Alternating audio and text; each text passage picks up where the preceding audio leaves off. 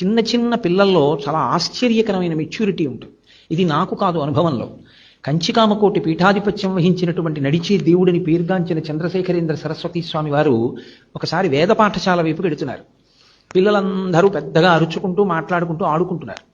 ఆయన ఇద్దరు పిల్లల్ని దగ్గరికి పిలిచి, ఎరా మీరు ఇలా ఆడుకుంటున్నారు, మీకు పాఠం చెప్పవలసినటువంటి ఉపాధ్యాయుడు రాలేదా, మీ గురువుగారు రాలేదా అని అడిగారు. ఒక పిల్లాడు అన్నాడు, గురువుగారు రాలేదండి ఇంకా అన్నాడు. రెండో పిల్లాడు అన్నాడు, మా గురువుగారు వచ్చి పాఠం చెప్తున్నారండి, మేమే బయటకు వచ్చి ఆడుకుంటున్నాం.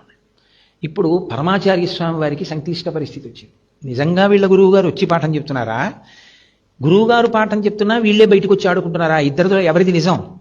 ఆయన ఇద్దరిని తన వెంట రమ్మని, ఆయన సాక్షాత్తు పీఠాధిపతి, ఆయన వేద పాఠశాలలోకి వెళ్ళి అడిగారు, వీళ్ళ గురువుగారు వచ్చారా అని అడిగారు. రాలేదు అని చెప్పారు. చెప్తే ఆయన అన్నారు, ఎరా మీ గురువుగారు రాలేదు కదా, రాలేదన్న మాట రాలేదు అని వీడు నిజం చెప్పాడు. మా గురువుగారు వచ్చి పాఠం చెప్తుంటే మేమే బయట ఆడుకుంటున్నామని నువ్వు చెప్పావు, ఎందుకు ఇలా చెప్పావని అడిగారు. అయితే ఆ పిల్లవాడు అన్నాడు, శిష్యుడు తనకి అమర్యాద తెచ్చుకునైనా గురువుగారి యొక్క ప్రతిష్ట కాపాడాలి, గురువుగారంటే సాక్షాత్తు ఈశ్వరుడే అని మీరే ఒకనాడు అనుగ్రహ భాషణంగా చెప్పారు. మీ వంటి పెద్దల దగ్గర రోజు వేళకి వచ్చి పాఠం చెప్పే మా గురువుగారు ఏ కారణం చేతనో ఇవాళ రానంత మాత్రం చేత కూర్చుని చదువుకోకుండా బయటకు వచ్చి ఆడుకోవడం వల్ల మా గురువుగారు రాలేదన్న విషయం మీ దృష్టిలోకి వచ్చింది. ఆ పాపం నాది.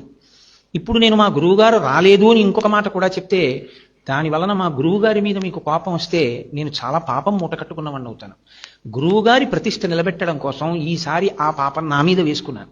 గురు ప్రతిష్ట నిలబెట్టడం కోసమని చిన్న అబద్ధం ఆడినా అది అధర్మంలోకి రాదు అని మీరే చెప్పారు. కాబట్టి ఇప్పుడు నేను దోషం చేయలేదనుకుంటున్నాను అన్నాడు. గురువు అంటే ఏమిటో నీకు అర్థమైందిరా నిజంగా అన్నారు పరమాచార్య స్వామి.